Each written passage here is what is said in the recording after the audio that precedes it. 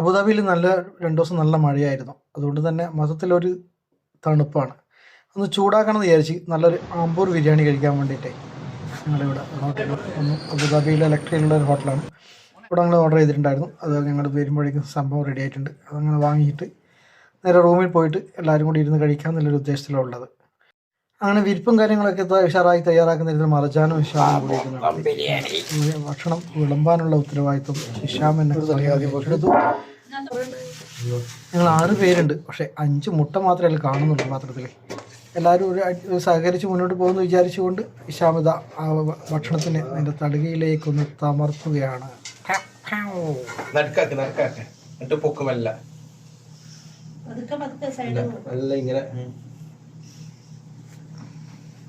കുറച്ചങ്ങോട്ട് തള്ളിടാ, ചോറ് അങ്ങോട്ടും ഇങ്ങോട്ടും പോട്ട്.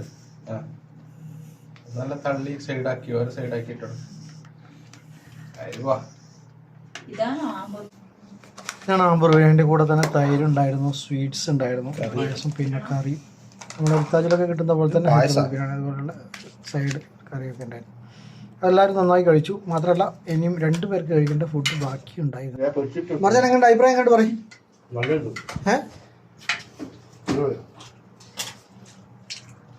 സൂപ്പറാ.